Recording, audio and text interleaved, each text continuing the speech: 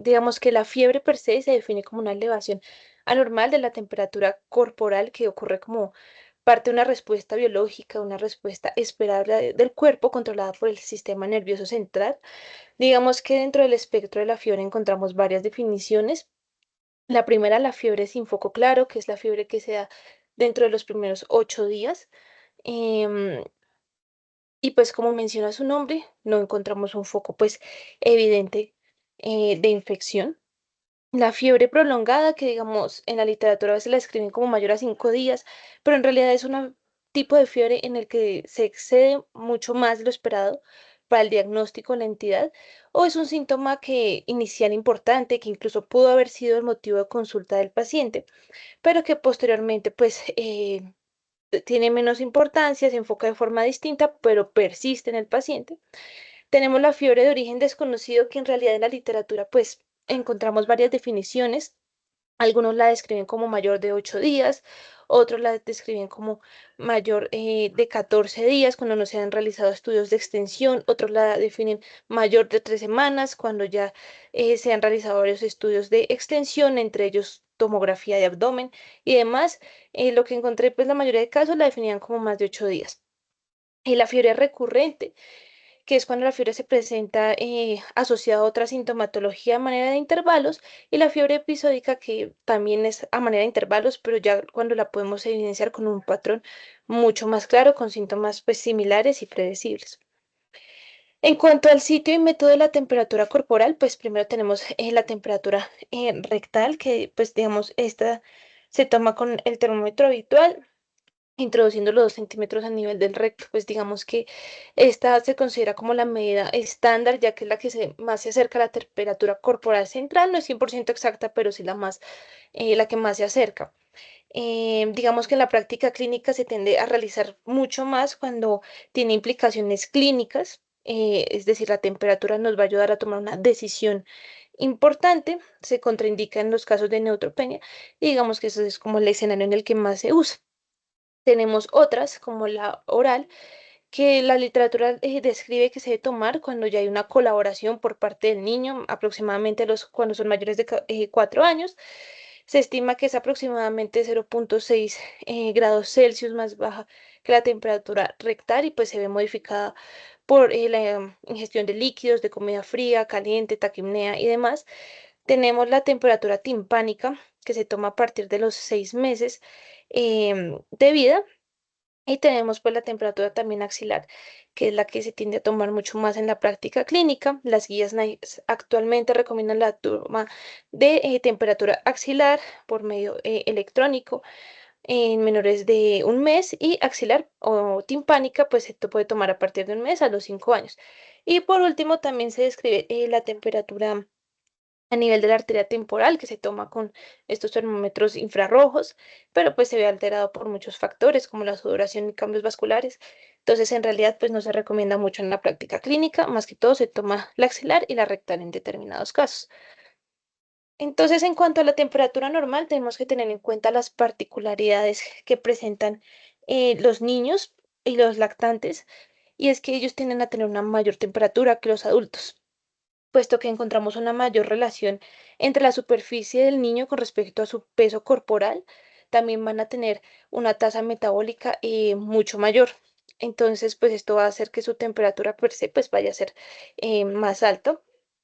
Entonces, pues digamos, por ejemplo, los neonatos se estima que una temperatura normal, medida rectal, sea de 37,5, y ya pues la fiebre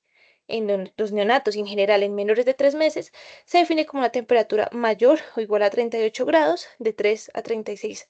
meses, entre 38 y 39 grados, y ya en niños pues mucho mayores ya tomamos valores de corte a partir de los 37,8 grados, teniendo en cuenta que también la temperatura va a variar a lo largo del día, normalmente sin estados patológicos, 0 grados Celsius, y se describe que la enfermedad febril pues puede variar hasta 1 grado Celsius pues en el día. Ya pues con respecto pues a la patogenia, pues la serie, o sea, la fiebre va a ser una serie de eventos coordinados que van a pues empezar con una serie de estímulos, ya sea agentes infecciosos, los productos de los microbios que generan. Asociado, pues también podemos encontrar daño tisular, isquemia, hipoxia, además, que nos va a estimular los macrófagos, todo, digamos, esa inmunidad innata, el endotelio, todo el sistema retículo endotelial, asociado también a los Toll-like receptors. Esto nos va a generar una serie de, una cascada, donde pues vamos a encontrar la citoquina, la interleucina 1, 6, el factor de necrosis tumoral, el interferón alfa, entre otras citoquinas. Y esto nos va a estimular el área anterior, el área preóptica, perdón, del hipotálamo. Posteriormente, pues este va a su vez a sintetizar o a estimular la prostaglandina E2 a este nivel, lo que va a llevar a un ajuste hipotalámico del termostato, pues de la temperatura corporal, lo cual va a llevar a una serie de cambios para conservar el calor y para producir más calor. Entonces, entre los mecanismos del aumento de la producción de calor, pues vamos a encontrar el aumento de la tasa metabólica, un mayor consumo del CO2,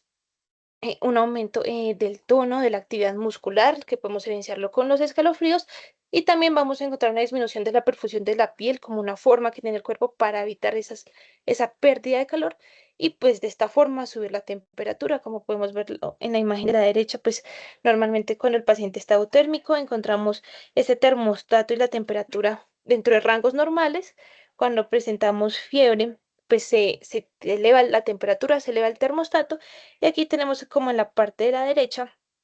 más que todo como estados en los que se altera el termostato, que se sube, empieza a haber como esa disfunción hipotalámica,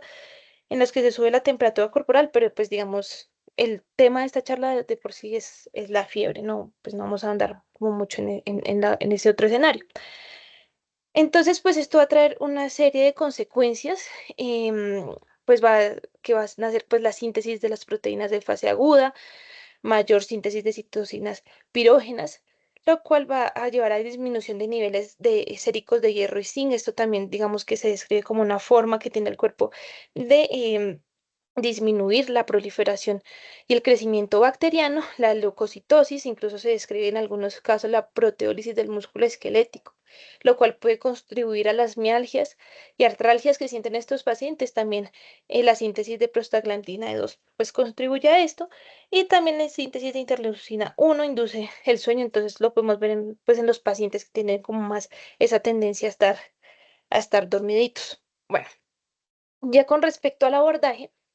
em, pues digamos que la literatura lo diferencia entre los primeros 90 días de vida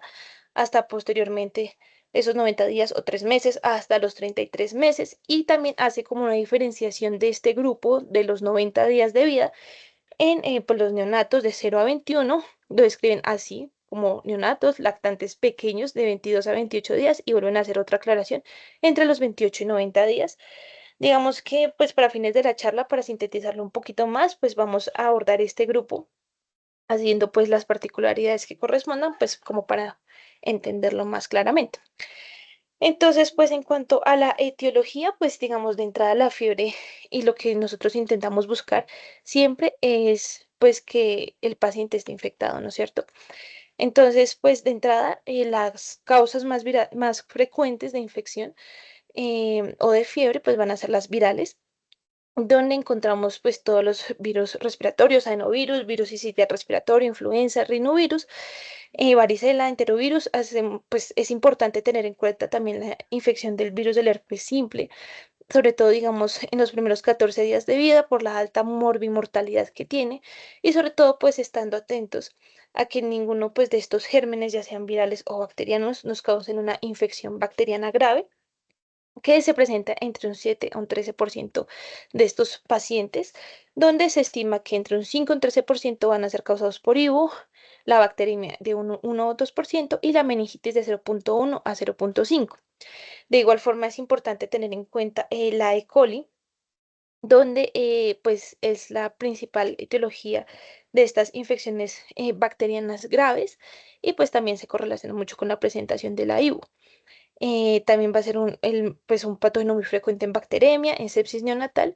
y meningitis, seguido por el streptoneumoni, el estrepto del grupo B, perdón. Y posteriormente, pues también vamos a tener otros gérmenes en menor frecuencia, como el Staph aureus, el Haemophilus influenza, la Neisseria meningitidis, el Streptococcus pyogenes, el Enterococcus fecalis, Salmonella, la Listeria y otros gérmenes gram negativos. Entonces, pues aquí esta es una tablita del libro de Nelson, pues como que ya aterriza un poco más las etiologías, donde pues recalca mucho la E. coli, el estrepto del grupo B, y pues como podemos encontrar pues en menor frecuencias muchos otros gérmenes. Entonces, digamos, de entrada en estos pacientes, en los primeros 90 días, pues tenemos que hacer una valoración del estado general,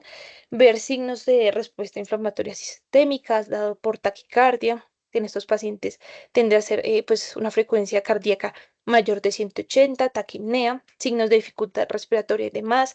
También si está debutando no solo con fiebre, sino también con hipotermia, definida como una temperatura menor de 36 grados, y pues buscar el foco de infección. Entonces, pues digamos, encontramos varias etiologías como la meningitis, la otitis media aguda supurativa, que podemos ver aquí en la imagen derecha una otoscopia donde se ve el edema, el eritema y el ahumamiento de la membrana timpánica. También pues podemos encontrar la onfalitis, dado por drenaje purulento, edema, eritema, la artritis bacteriana o la osteomielitis, que también pues en menor frecuencia, pero se puede presentar en esta población, como podemos ver las imágenes a nivel de la derecha, dado por una artritis séptica a nivel de la muñeca derecha y de la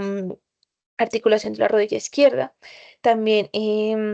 buscar mastitis, toda la parte respiratoria, neumonía, bronquiolitis. Y digamos que también pues se hace como un especial énfasis en la infección por el virus del herpes simple, que pues puede debutar como con muchas cosas. Lo importante es, digamos, detectarla por la alta morbimortalidad que tiene. Esta se puede presentar con vesículas em, mucocutáneas, también se puede debutar con convulsiones, pero digamos, en este tipo de población las convulsiones no pueden ser, no siempre son como esa respuesta tónico-clónica marcada. En algunos casos se puede evidenciar como automatismos faciales o incluso como una falta de respuesta a los estímulos externos, la focalización, dificultad respiratoria, conjuntivitis, edema palpebral. Lo podemos ver, pues digamos, aquí en la parte inferior derecha, la evidencia de las vesículas mucocutáneas, el compromiso a nivel palpebral de un chiquillo. Entonces, pues para que lo tengamos en cuenta, pues dada como las implicaciones que tiene este tipo de infecciones. Bueno, pues digamos que una vez pues hayamos hecho esa valoración inicial de los pacientes, también hay que tener en cuenta pues la estadificación del riesgo que presenta. Entonces, primero, tener en cuenta los factores de riesgo para una enfermedad bacteriana invasiva, pues la edad menor de 28 días, que tenga un mal estado general, la temperatura rectal pues mayor a 35, mayor o igual a 38,5, la prematuridad, se ha recibido antibióticos previamente, se ha presentado complicaciones o enfermedades, digamos, en ese curso, pues a nivel perinatal o en los primeros días de vida, ya sean niños médicamente frágiles que requieran oxígeno suplementario, que requieran nutrición parenteral, que tengan algún compromiso inmunológico, compromiso a nivel genético o que pues la madre, digamos, esto aplica para los pacientes en los primeros 14 días de vida, pero que la madre pues también haya tenido signos y síntomas compatibles con sepsis. Entonces, digamos, es lo primero que tenemos que establecer. Si posteriormente nos damos cuenta que nuestro paciente, bueno, no tiene factores de riesgo de enfermedad invasiva, le tomamos paraclínicos con marcadores inflamatorios que los vamos a ver más adelante, procalcitonina, PCR, un hemograma, uroanálisis que está en rangos de normalidad y dado el caso, si a criterio médico pues se toma placa de tórax o se hace una punción lumbar y todo esto pues está dentro de rangos de normalidad, pues se consideraría que el paciente es de bajo riesgo. De igual forma, también encontramos en la literatura múltiples escalas. Por ejemplo, pues digamos aquí tenemos varias como los criterios de Boston, los criterios de Filadelfia, los criterios de Rochester, como los podemos ver en pantalla. No los voy a leer completamente, pues porque son pues bastante extensos como los podemos evidenciar. Sin embargo, pues lo importante es tener en cuenta como lo que más se ajusta al paciente, ya que pues digamos los criterios de Boston y de Filadelfia hacen énfasis como más en esas edades de los primeros 28 días de vida, a diferencia de los criterios de Rochester, lo cual pues también hay que pues tenerlo en cuenta a la hora de implementarlo. Y también el rendimiento que nos presentan estas escalas. Digamos, se estima que con los criterios de Filadelfia y de Rochester se puede establecer el riesgo, pues cuando son estos criterios, cumplen con criterios de bajo riesgo, tienen un riesgo de infección bacteriana pues menor a un 1%, pero pues cuando son de Boston, pues el riesgo de infección puede ser de un 5,4%. De igual forma, también encontramos otros criterios que son mucho más clínicos, como son los criterios de Yayos o los criterios de Baraf, que digamos podemos aplicarlos pues fácil, mucho más fácilmente. Digamos que a nivel de paraclínicos no nos exigen tanto como los anteriores y también son bastante útiles. Por ejemplo, los criterios de Yayos pues tienen una sensibilidad y especificidad del 75%, un valor predictivo negativo del 96%, y pues como lo podemos evidenciar, pues es un criterio pues prácticamente clínico. Y los criterios de Baraf pues también se complementan con lo que hablábamos previamente, em, pues de la valoración, pues tanto los factores de riesgo y los paraclínicos. Listo. Entonces, pues una vez nosotros, bueno, ya hicimos el abordaje inicial del paciente, establecimos factores de riesgo, lo estadificamos, si es un paciente que nos cumple con criterios de bajo riesgo o de alto riesgo, pues hacemos el abordaje. Entonces, pues estos pacientes que tienen mal aspecto, que establecemos que tienen un riesgo alto, de entrada, pues hay que hospitalizarlos, sobre todo pues si son menores de 28 días, tratar de identificar si está cursando con un choque séptico o no, establecer los diagnósticos diferenciales, es decir, si hay otra posible etiología que me pueda explicar por qué el paciente está en mal estado, y establecer la toma de estudios complementarios y el requerimiento de terapia antimicrobiana empírica, que digamos, se describe que se debe pues iniciar de entrada a pacientes con infección grave definida como meningitis o sepsis, pero como veíamos pues previamente, tanto en las escalas de riesgo de Boston, me voy a regresar, y de Filadelfia y de Rochester, como que también ellos hacen una recomendación, sobre todo en pacientes que son neonatos y que son de riesgo alto, o como ellos los describen, de riesgo no bajo, pues iniciar también esa terapia empírica. Y bueno, pues entonces, pues lo primero, identificar el riesgo. Lo segundo, pues ver causas de por qué el paciente está en mal estado. Esto es una tabla de up-to-date. Como podemos verla, pues es bastante extensa, pero pues básicamente de entrada, pues sí, sospechar la sepsis, sospechar que esté cursando también con otra posible infección como tosferina, botulismo, enfermedades virales, pues que estén diseminadas, pero también ver si lo que está pasando, pues lo que tiene el niño. También puede ser condiciones metabólicas como encefalopatía aguda por bilirrubina, anormalidades hidroelectrolíticas, enfermedades cardíacas, errores innatos del metabolismo, condiciones agudas quirúrgicas, exposición a tóxicos, incluso el abuso infantil o el maltrato, pues también podría pues justificar porque el paciente pues está inestable o en mal estado general. También pues saber qué estudios se van a pedir, entonces pues esta también es una tablita de Optoid, pues es bastante interesante, pues ellos hacen como un énfasis en, bueno, pedir todo lo que es el hemograma, la glucosa sérica, la procalcitonina, pues que obviamente pues en nuestro medio no siempre está disponible, pero pues si no se puede procalcitonina, pedir una PCR como reactante de fase aguda, hemocultivo, uroanálisis, urocultivo, tomar pues PCR también para COVID, la radiografía de tórax, em, o el cultivo de ese si pues consideramos que ahí puede estar el posible foco. También, digamos, se hace énfasis en la punción lumbar, sobre todo pues en los primeros 28 días de vida. Y digamos, ya con esto pues se les hace toda la parte citológica del líquido cefalorraquídeo, se hace el cultivo, la tinción, y digamos también se recomienda em, pues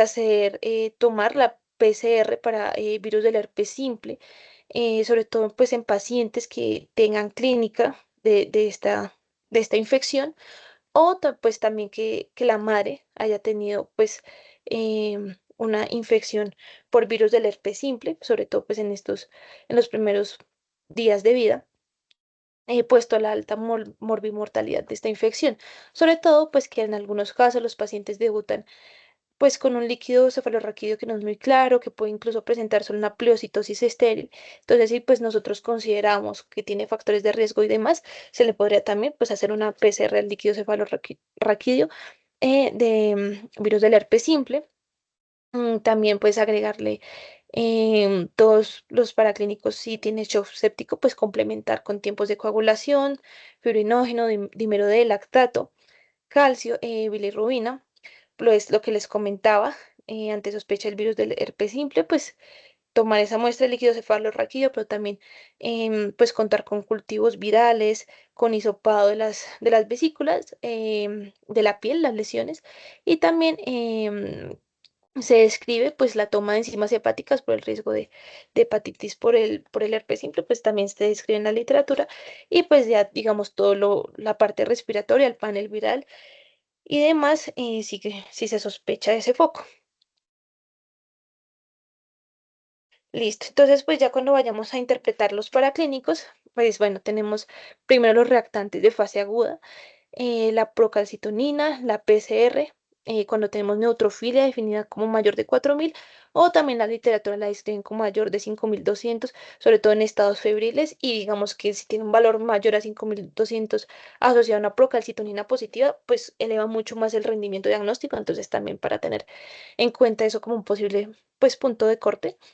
El hemograma, pues ver la leucocitosis. Sin embargo, pues también, digamos, la recomendación es verlo pues, en completo, ¿no? Pues porque podemos tener un hemograma en rangos de normalidad y se ha escrito en la literatura que puede pasar por alto pacientes con bacteria hasta en un 33% o pacientes con meningitis hasta en un 40%. Entonces, pues tenerlo en cuenta también pues los hemocultivos, que como podemos ver en la tablita en la parte inferior derecha, pues los volúmenes de los hemocultivos pues van a depender del peso del paciente. Para tenerlo en cuenta, también pues verlos en conjunto asociado pues como al estado clínico del paciente y los demás paraclínicos, porque pues también se ha descrito que hasta un 38% de lactantes con meningitis pues tenían hemocultivos negativos. El uroanálisis, detectar sobre todo los nitritos y la esterasa leucocitaria porque tiene un valor predictivo negativo muy alto. También buscar la piuria, hematuria y demás que nos sugiere infección. En cuanto pues al líquido cefalorraquídeo, pues tener en cuenta la interpretación, porque no siempre la interpretación pues es fácil. En la parte de la izquierda tenemos como los puntos de corte por edades para establecer pues los recuentos leucocitarios, las proteínas y la glucosa. De igual forma, también tenemos varias medidas que podemos realizar. Primero, pues establecer si la punción lumbar ha sido traumática o no. De entrada, si tiene más de 10.000 glóbulos rojos, se define como una punción lumbar traumática, pero también se puede sacar el cociente, perdón, leucocitos, eritrocitos, y pues si este es mayor a 1 en 500, pues también pues es sugestivo de una punción lumbar traumática. De igual forma, también se describe el cociente observado predicho de los leucocitos como para establecer una posible meningitis bacteriana. Entonces, para hacer este cociente, primero sacamos los leucocitos predichos o que se esperarían en el líquido cefalorraquídeo, que es con la formulita que vemos ahí abajo,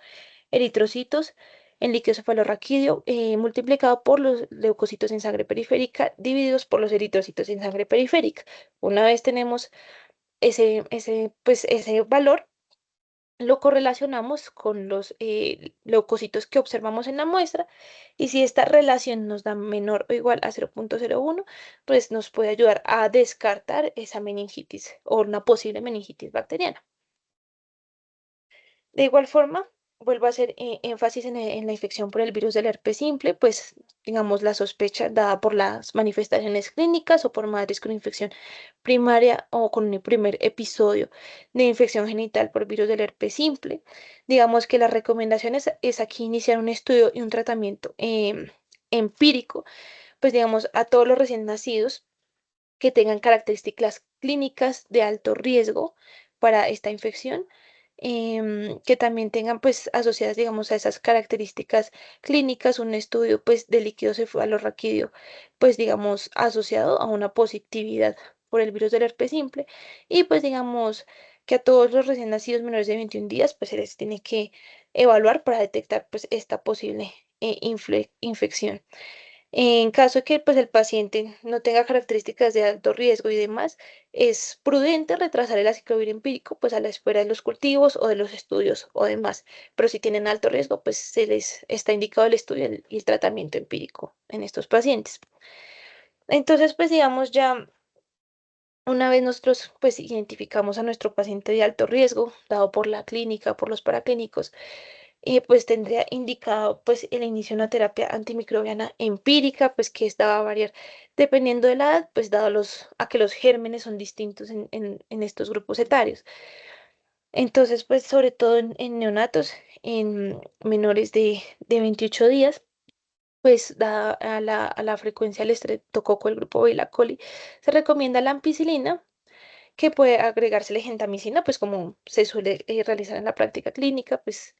pero también se puede, dado que no haya gentamicina, se puede dar ceftazidima, cefepime, cefotaxime, ya lactantes entre 29 a 60 días, ya se les puede iniciar una ceftriaxona, se les puede agregar ampicilina cuando se sospecha infección por enterococo, por listeria o meningitis, y o pues gentamicina cuando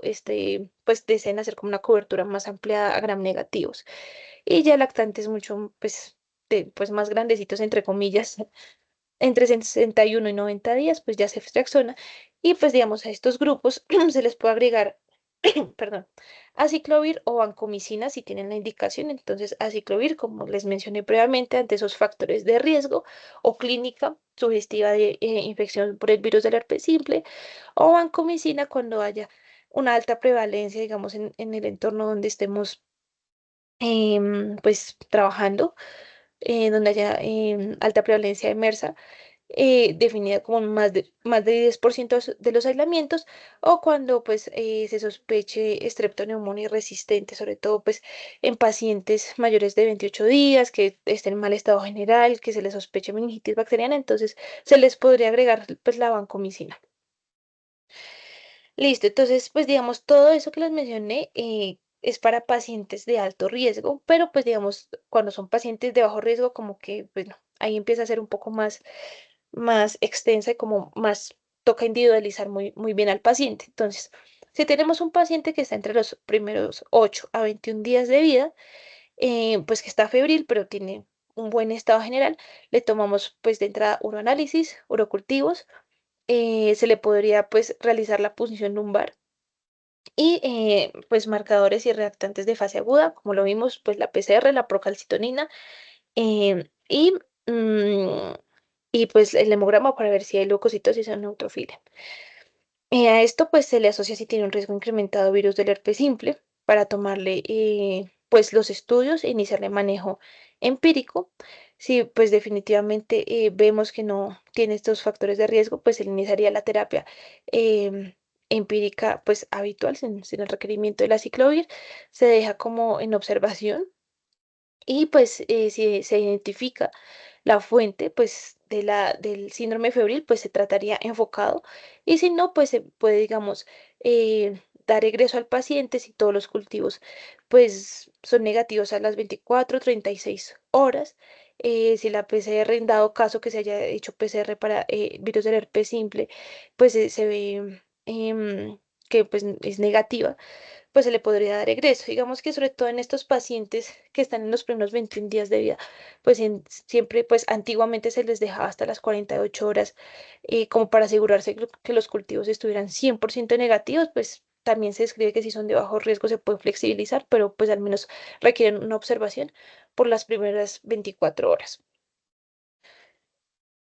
Posteriormente, pues vamos a enfocar al paciente entre las 22 y 28 días. De nueva cuenta, pues está en buen estado, se le piden em, pues los estudios iniciales, uroanálisis, hemocultivo, reactantes de fase aguda. Sí, pues digamos, el uroanálisis es sugestivo de infección y demás. Miramos también pues los reactantes de fase aguda. Si los reactantes de fase aguda están positivos, se puede considerar la toma de una punción lumbar.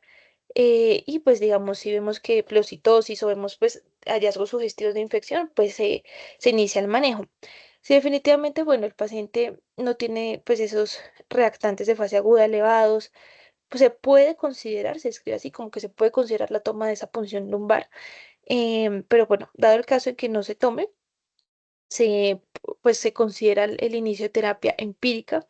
dependiendo pues del estado clínico del paciente. Si se decide la toma de la punción lumbar, em, se evidencian los resultados. Si está positiva, pues se inicia todo el manejo y demás. Dado el caso que la punción lumbar pues haya resultado negativa, y pues digamos todo, pues el paciente está estable clínicamente, se puede considerar como el egreso o la observación. Entonces, pues aquí depende mucho como también de todo el contexto psicosocial del paciente, porque pues si está la posibilidad de reconsultar a las 24 horas y se le da la educación de los signos de alarma y vive cerca, pues digamos como el centro de salud, se le podría pues dar un egreso. Si no, pues se hospitaliza y se continúa pues en vigilancia, al menos pues entre esas 24 a 36 horas, pues para evidenciar cultivos negativos y demás. Listo. Y ya tenemos los pacientes que están entre los 29 a 60 días. De nueva cuenta, se les toman estos paraclínicos iniciales. Si tienen los reactantes de fase aguda elevados, pues se tiene ¿qué? Pues se tiene que evidenciar, pues primero ver los reactantes, ver si tiene un urocultivo, un uroanálisis sugestivo de infección. Se le puede pues considerar la toma de punción lumbar. Se evaluaría pues si esos resultados del líquido cefalorraquídeo son positivos, y pues dado el caso se iniciaría la terapia pues antibiótica. Si vemos que no tiene los reactantes de fase aguda elevados, pero si tiene un uroanálisis pues sugestivo de infección, se tiene que llevar pues a cultivo. Se iniciaría pues el manejo antibiótico y pues un seguimiento, que ya puede ser en casa de manera cercana o al menos entre 2 y 24 horas de forma intrahospitalaria. Si vemos que los reactantes está bien, que el uroanálisis está bien, no tendríamos la necesidad de hacer ni punción lumbar ni administrar antibiótico terapia empírica, pues solo realizar ese seguimiento cercano, que ya sea en casa o de manera intrahospitalaria entre 24 y 36 horas, pues también dependiendo de ese contexto psicosocial del paciente. Pues listo, una vez se haya hecho como ese abordaje inicial, si se ve que el paciente se le detectó algún foco de infección, pues se trata como tal, y si no, pues se continúa el seguimiento. Como podemos ver, pues ellos tienden a pedir, digamos, este algoritmo em, que es de UpToDate, pero que se adapta de las recomendaciones de la Asociación Americana de Pediatría, pues hacen como mucho énfasis en estos pacientes de bajo riesgo, tomarle al menos estos tres paraclínicos, un análisis hemocultivo y reactantes de fase aguda de entrada, y con eso pues se va definiendo al paciente. Bueno, aquí pues tenemos como algunas consideraciones sobre el egreso seguro y el pronóstico de estos pacientes. Entonces, pues digamos, unas recomendaciones de egreso seguro son pacientes que tengan los cultivos negativos, que como les mencioné, pues normalmente están en las 48 horas, pero entre 24 a 36 horas, pues se espera que crezcan esos patógenos, que al menos lleve 24 horas a febril, y pues también según el patógeno, según lo que se le vaya detectando, pues se consideraría el egreso seguro. Tener en cuenta que la mortalidad por el virus del herpes simple en enfermedad diseminada se encuentra entre un 27 y un 31%, que cuando pues compromete el sistema nervioso central, em, pues hay una mortalidad entre el 4 y el 6%, y que estos pacienticos pues se estima que pues solo un 31% va a tener un neurodesarrollo completamente pues normal a los 12 meses. Entonces, tener en cuenta el compromiso del virus del herpes simple, también la mortalidad dada por meningitis entre un 4 y un 15%, donde se estima que solo el 84% va a tener un neurodesarrollo normal a los 5 años de vida. Listo, eso es el abordaje entre los pacientes dentro de los primeros 90 días de vida. En cuanto a los pacientes que son mayores a los 90 días, pues hacemos la valoración inicial de nueva cuenta. Miramos la duración de la fiebre, ver los antecedentes de vacunación. Esto pues es muy importante, puesto que los pacientes se tienden a enfocar si tienen su carnet de vacunación pues completo y si están inmunizados contra el neumococo. ver las fuentes potenciales de infección, como lo describimos previamente, tener en cuenta pacientes que tengan anormalidades, no sé, por ejemplo, anatómicas del tracto genitourinario, inmunosuprimidos con anemia drepanocítica, que van a tener un mayor riesgo de infección, y pues hacer todo el examen físico. Importante no pasar por alto, pues revisar la cavidad oral, revisar los oídos, hacer la otoscopia, revisar las articulaciones, ver, digamos, toda la piel, eso es como muy importante, ya que nos puede guiar al foco de infección. Tener en cuenta que puede pasar que no sé, pues que no encontremos ese foco inicialmente, em, y pues tenemos que ver que si estamos ante una infección bacteriana oculta, se estima que cuando no encontramos ese foco y lo catalogamos al paciente como una infección bacteriana oculta, al realizar los estudios de extensión, entre un 8 a un 10%, pues cursará con una IBU, siendo pues que en algunos casos los hallazgos van a ser inespecíficos o puede tener una IBU asociada a otra coinfección. Sobre todo el riesgo es mayor en niñas y en niños no circuncidados. También tener en cuenta pues la bacteremia, sobre todo en niños que no tengan la inmunización o tengan una inmunización incompleta contra el neumococo. Se estima que ya los niños que tienen 2 dosis de vacuna antineumocóxica pues van a reducir el riesgo hasta menos de un 1% de tener bacteremia y la neumonía. También tenemos la escala de Yale, pues que digamos esto se puede aplicar en, en menores de 36 meses, pero pues aquí se incluye en esta parte, pues porque ya nos da como un rango mucho más amplio comparado pues con las otras escalas, donde pues también es una escala clínica, donde tiene una sensibilidad del 77% con una especificidad del 88% y un valor predictivo positivo del 56%, pues para detectar el riesgo de enfermedad invasiva. Listo. Entonces, pues una vez nosotros enfocamos al paciente, sabemos el riesgo, sabemos si está estable o inestable, tenemos que saber qué tipo de exámenes complementarios se les va a pedir. Entonces, digamos que el enfoque se tiende a dar mucho, sobre todo esa inmunización, si la tiene el carnet de vacunación completo, sobre todo el neumococo, ya pues dado que pues es un factor de riesgo para enfermedad bacteriana invasiva em, y para bacteremia. Entonces, si el niño no está no inmunizado o tiene una inmunización incompleta, se le hace pues todo lo de extensión, la procalcitonina, hemocultivos, hemograma, buscando leucocitosis, neutrofilia,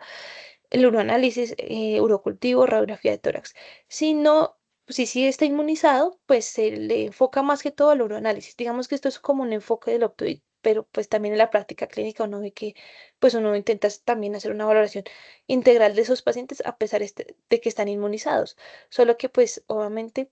ellos hacen con mucho énfasis en el uroanálisis, en el urocultivo, pues dada la alta prevalencia de infección de vía urinaria. Sobre todo, pues se recomienda en niños menores de 24 meses de edad, niños que no han sido circuncidados, con antecedente de infección urinaria, de anomalías urogenitales, cuando ya llevan más de 48 horas con fiebre o pues que tengan esa sintomatología urinaria. De igual forma, esta es una tablita, no me voy a detener mucho en esto, pero también es una tablita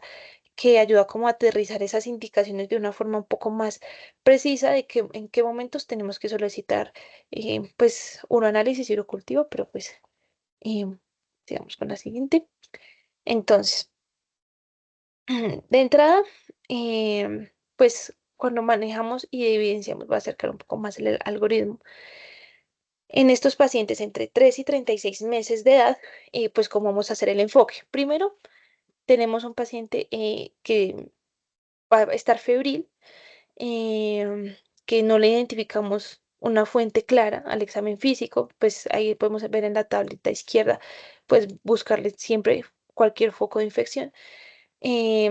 Bueno, entonces estos pacientes pueden tener una duración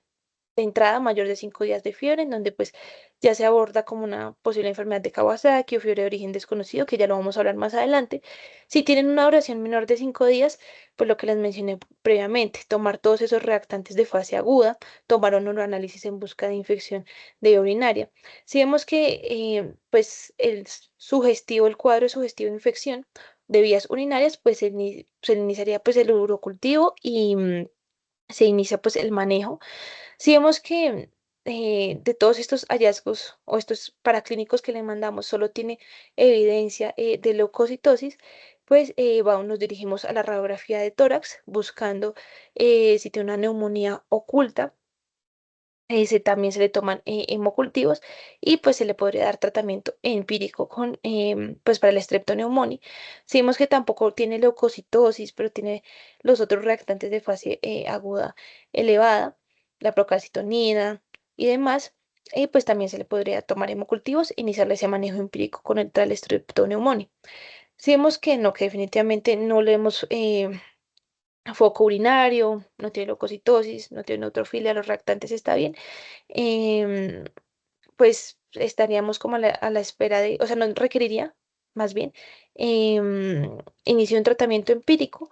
ver si estos pacientes se les puede asegurar un seguimiento a las 24 48 horas, ya sea de manera intrahospitalaria o ya sea de manera externa, dependiendo pues el acceso, pues, ay, perdón, que se me salió esto,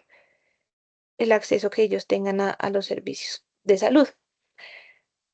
Sí, pues esto más que todo, sobre todo en pacientes que no han sido inmunizados. Si son pacientes inmunizados, pues es muy parecido el enfoque, hacerles énfasis, sobre todo si tienen factores de riesgo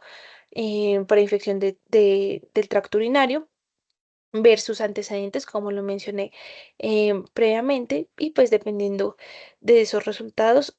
se les iniciaría manejo empírico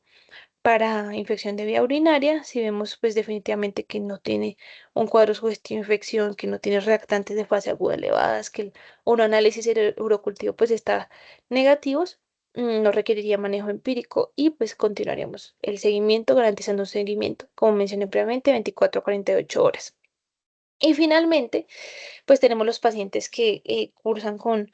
una posible sepsis. Entonces, pues como vemos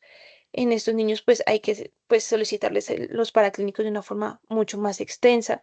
pues no solo buscando foco de infección, sino buscando disfunción sistémica, tomar un lactato, gases arteriales, electrolitos, tiempos de coagulación, una función renal y hepática. Estos pacientes, pues de entrada se les tiene que hacer una estabilización, pues inicial, garantizando un adecuado, pues aporte de oxígeno, tomando em,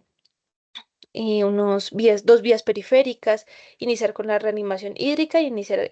la antibioterapia de manera empírica, también, digamos, hacer un adecuado abordaje de las condiciones metabólicas, es decir,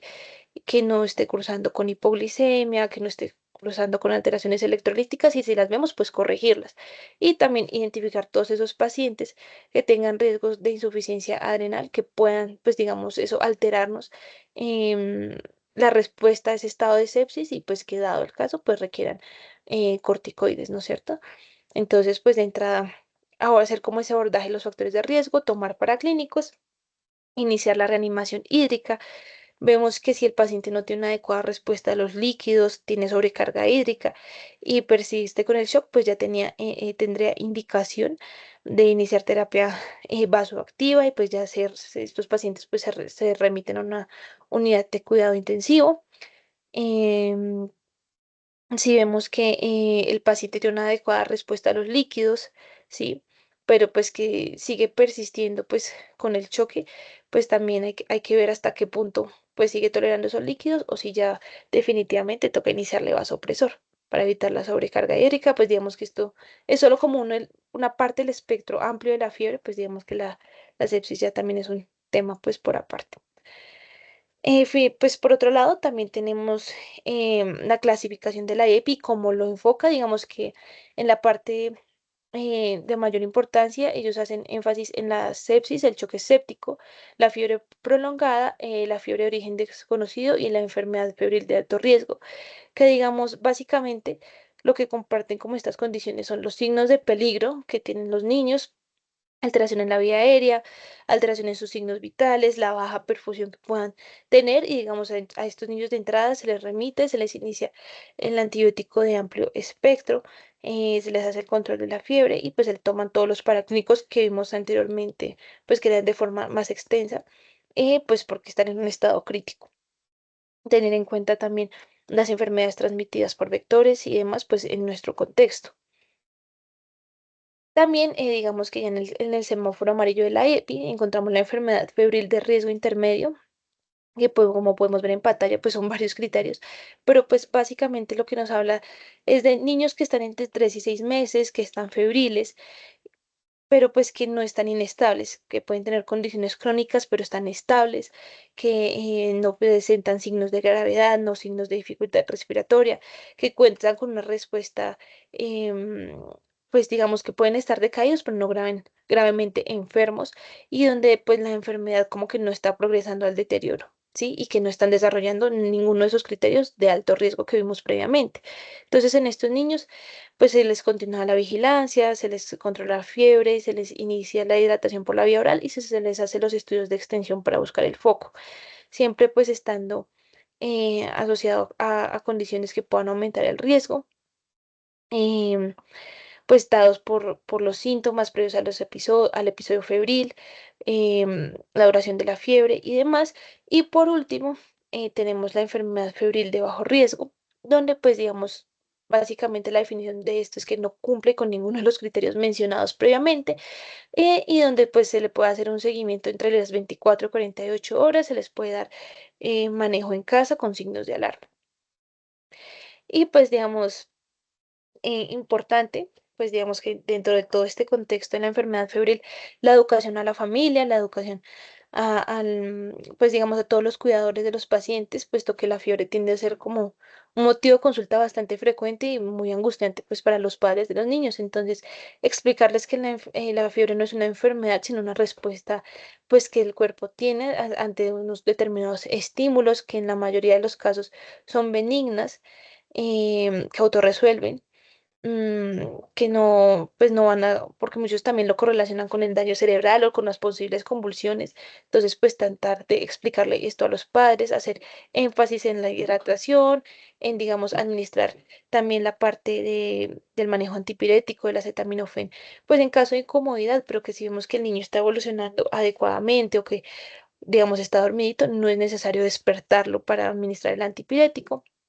Tener en cuenta y explicarle a los padres que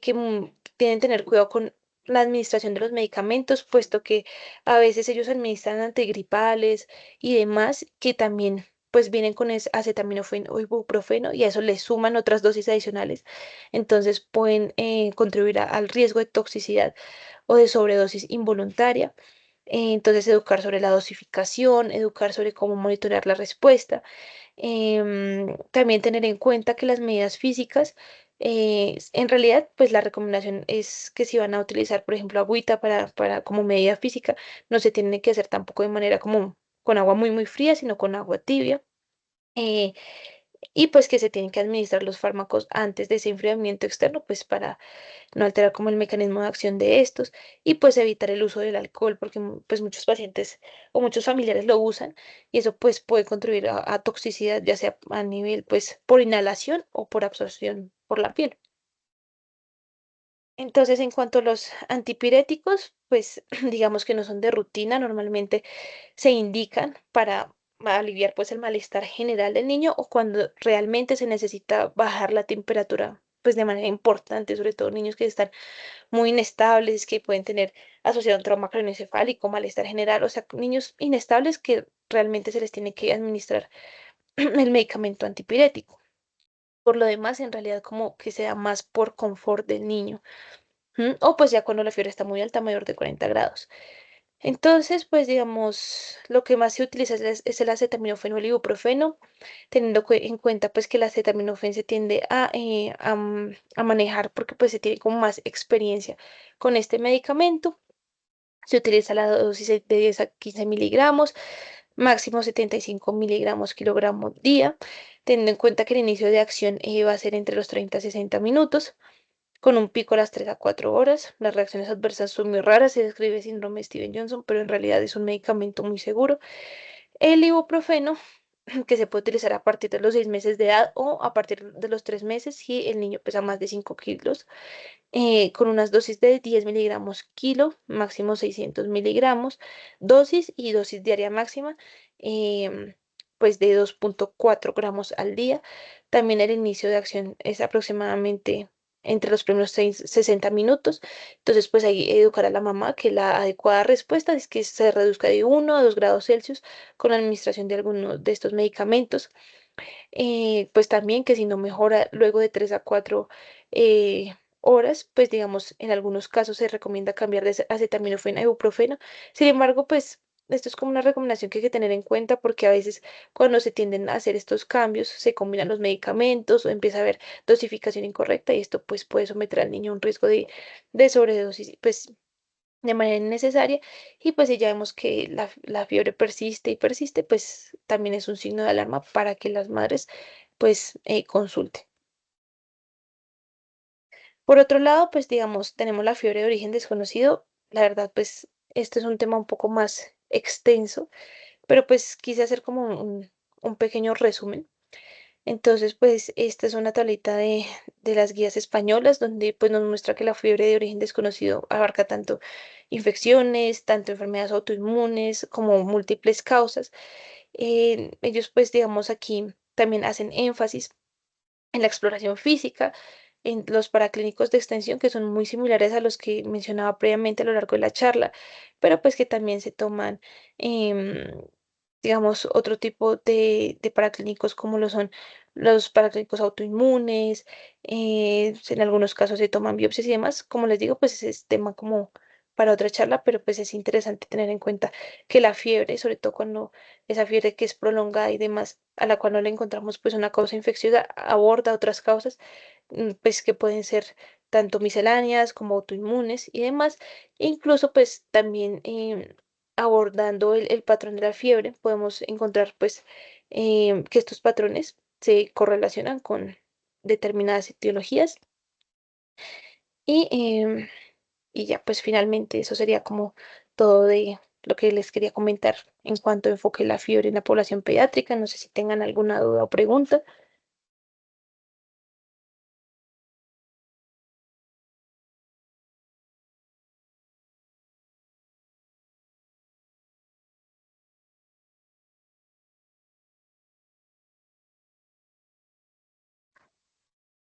Hola Sofi, ¿cómo vas? Pues mientras salen las preguntas o si alguien quiere dar un aporte o algo, pues primero agradecerte por la charla. De verdad que muchas gracias. Sabemos que fiebre es como uno de los principales motivos de consulta en pediatría, pero así como es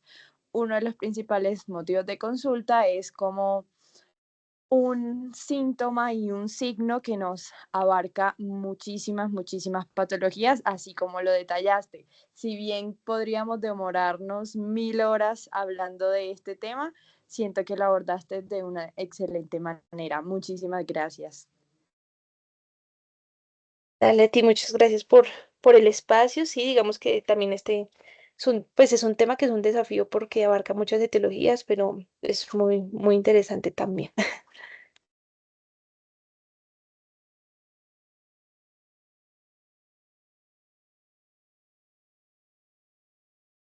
Bueno, si no hay preguntas, recuerden llenar la asistencia. Ya está acá en el chat de esta llamada, entonces recuerden llenarla. Muchas gracias a todos por asistir. Gracias.